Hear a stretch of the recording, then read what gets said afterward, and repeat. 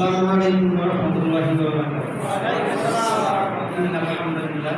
Alhamdulillah wassalatu wassalamu ala man la nabiyya ba'da amma ba'd. A'udzu billahi minasy syaithanir rajim. Bismillahir rahmanir rahim. Fadzakkir innama anta mudzakkir lasta 'alaihim bimusaytir. Qala Rasulullah sallallahu alaihi wasallam balligh anni walau ayah. সম্মানিত উপস্থিতি, প্রিয় দিনী ভাইয়েরা, মঞ্চে শ্রদ্ধা ব্যক্তি এবং উস্তাদ আব্দুর রহমান হাফিজাহুল্লাহ, তারপরে আমাদের আরও আছেন, শাইখরা আছেন, আপনারা আছেন। আল্লাহ তাআলা আমাদের সবাইকে আজকে এত সুন্দর একটি দিনে, পবিত্র রমাদান মাসের শেষের দিকে এসে, আজকে 26 রোজা, তাই না? আজকে এত সুন্দর একটি দিনই পরিবেশে আমাদের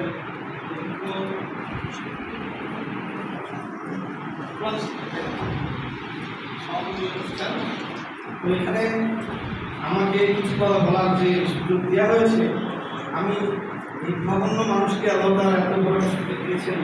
আপনারা সবাই আলেম ওলামা, আপনারা দিনের দায়ী এবং সবাই শিক্ষক। তো আমি এখানে আপনাদের কাছে কিছুই না, যেহেতু আমি জেনারেল লাইনের মানুষ, আমি আরবি শিক্ষার উপরে আমার তেমন কোনো দক্ষতা বা অভিজ্ঞতা নাই। তো তারপর আল্লাহ তাআলা এখানে কথা বলার জন্য তৌফিক দান করেছেন। আমি সর্বপ্রথম আল্লাহ তাআলার বলে শুকরিয়া আদায় করি। আমরা সবাই বলি আলহামদুলিল্লাহ। সমস্ত প্রশংসা মহান আল্লাহ তাআলার, যিনি আমাদের সৃষ্টি করেছেন। আর আমরা গরুর পেশ করবো আমাদের প্রান্তীয় রাসূল সাল্লাল্লাহু আলাইহি ওয়াসাল্লামের প্রতি, যিনি কাল কিয়ামতের দিন হাউজে কাউসারের পাত্র হাতে নিয়ে দাঁড়িয়ে থাকবেন, এ কথা শুধু নিজেই জেনেছেন। এবং যে নবীর সামনে এবং পিছনের সমস্ত গুনাহ হয়ে গেছে, এটা জানার পরেও তিনি বিন্দুমাত্র অহংকার পোষণ করেননি। সেই প্রান্তীয় রাসূল সাল্লাল্লাহু আলাইহি ওয়াসাল্লামের প্রতি আমরা সকলে সংক্ষিপ্ত আকারে দরুদ পেশ করেছি। আল্লাহুম্মা সাল্লি আলাইহি اللهم بارك عليه رب اشرح لي صدري ويسر لي امري واحلل عقدة من لساني يفقهوا قولي।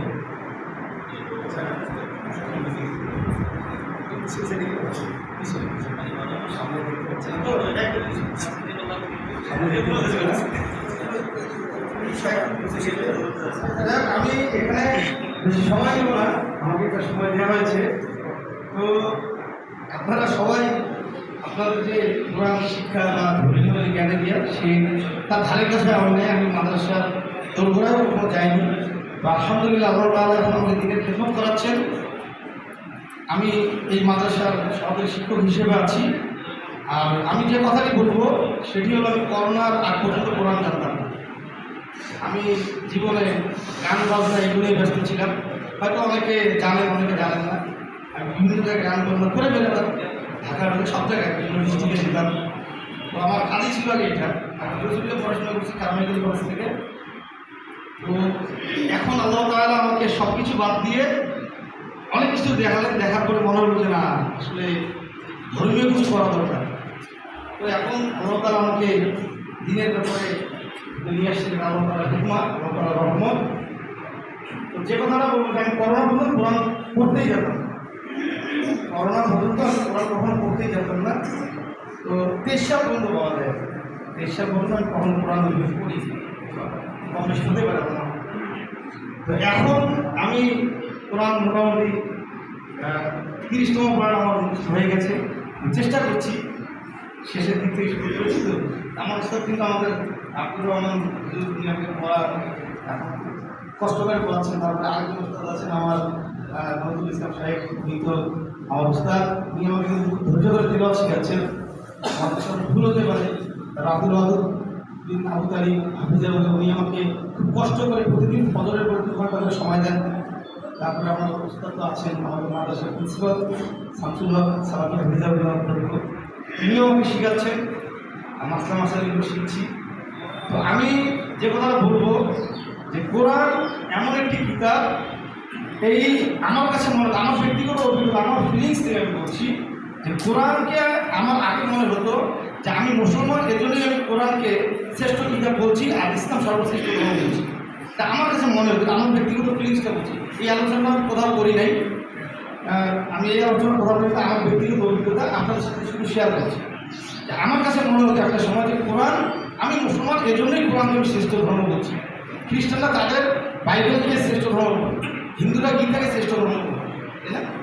তাদের ধর্মটাকে শ্রেষ্ঠ বলে, তাদের কিতাবগুলোকে শ্রেষ্ঠ বলে।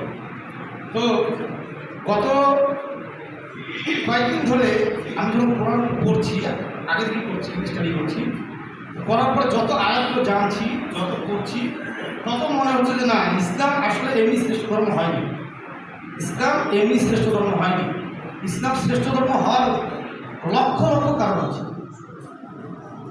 কিন্তু কোরআন এমন একটা কিতাব যে আল্লাহ তাআলা বলছেন যে এটি এমন একটি কিতাব, এখানে কোনো ভুল নেই। আল্লাহ তাআলা সাইডে বলছেন যালিকাল কিতাবু লা রাইবা ফীহি হুদাল লিল মুত্তাকিন, এটা কি মুত্তাকিনদের জন্য পথ প্রদর্শক।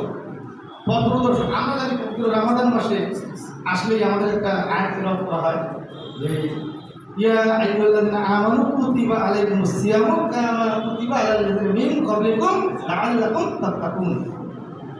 আরেকটা কোরআন সূরা আল ইমরানের 125 নম্বর আয়াত, শাহরুর রমাদানাল্লাযী ইউনজিলা ফীহিল কুরআন হুদাল লিন-নাস।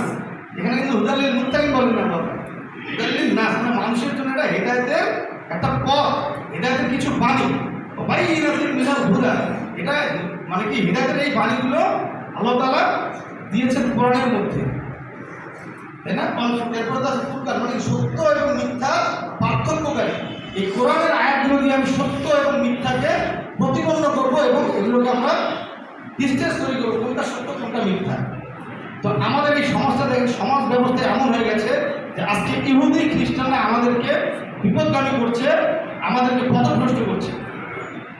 কালকে একটা আলোচনায় বলেছিলাম যে কিভাবে আমাদেরকে ইহুদি খ্রিস্টানরা আমাদের এই ধর্ম থেকে বিতাড়িত করছে, কীভাবে ধর্মকে কেন ভুলিয়ে যাচ্ছে।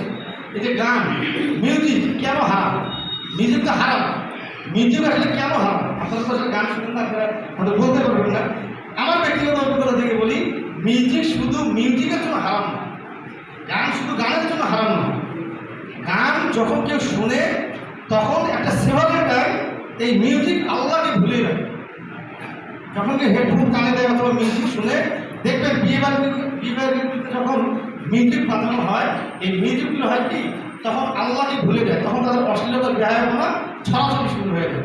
ছেলে মেয়ে একসাথে নাচানাচি করে আল্লাহকে ভুলে যায়। মসজিদে গিয়ে কিন্তু ছেলে মেয়ে একসাথে নাচানাচি করে মসজিদে এটা করে না। অথচ বিভিন্ন প্রোগ্রামগুলোতে দেখবেন যে আমার মেয়েকে ঘর থেকে বের করে নিয়ে যাচ্ছে এক ধরনের কুলাঙ্গার, আমি তাকে বের হওয়ার জন্য অনুমতি দিচ্ছি, তাহলে আমি দায়ী। আর আল্লাহ রাসূল সাল্লাল্লাহু আলাইহি ওয়াসাল্লাম বলছেন লা ইয়াদখুলুল জান্নাতা আদ-দায়ুস লা ইয়াদখুলুল জান্নাহ, দায়ুস কখনো জান্নাতে যাবে না। তো এই রমাদান মাসে আসলে আমাদের দেখবেন যে প্রথম দশকে আমরা ইমান আমলগুলো ভালো করে করার চেষ্টা করি, এত উৎসাহী হয়ে যায় যে 5-7 দিন 10 দিন আমরা সুন্দর আমল করি, কোরআন তেলাওয়াত করি, তাই না? কিন্তু যেই দশক শেষ হয়ে গেল, 20-এর দশকে পড়ে গেল, তখন আমাদের পড়াশোনার মানটা একটু কমে যায়। আর এখন তো এই শেষের দশকে এসে তো আমাদের কোনো বালাই নেই। অথচ মার্কেটগুলোতে গিয়ে দেখেন যে নারী পুরুষ একসাথে সেখানে বিচরণ করছে। এই যে আমার বোন, আমার মা, আমার স্ত্রী, আমার কন্যা, আমার খালা ফুপু এরা যে বাহিরে বেরোচ্ছে, আমি কি দেওয়া দিলাম, আমি কতটুকু তাদেরকে পর্দার মধ্যে রাখলাম। আমি আপনাদেরকে বলি দিনের খেদমত আমি নিয়েছি নিজেকে, আমি একদম দাবি ইলাল্লাহ হিসেবে নিয়েছি। আলহামদুলিল্লাহ আল্লাহ তাআলা বাংলাদেশে বিভিন্ন জায়গায় আলোচনা করার জন্য আমাকে সুযোগ দিয়েছিলাম এবং আলহামদুলিল্লাহ বড় বড় যারা আছেন আমাদের সাহেব আব্দুল আজিজ সাহেব, আব্দুল মজাবুল মস্কি সাহেব, মন্দিরুল মাদানী সাহেব, এনাদের সাথে আলোচনা করতে আল্লাহ তাআলা দিয়েছেন। এবং হানাফি মাযহাবের আমি নিজে হানাফি, আমি কিন্তু একজন খাঁটি হানাফি। আমার শ্বশুর বাড়ি, বাপের বাড়ি, খালার বাড়ি, নানার বাড়ি, খালার বাড়ি সব হানাফি।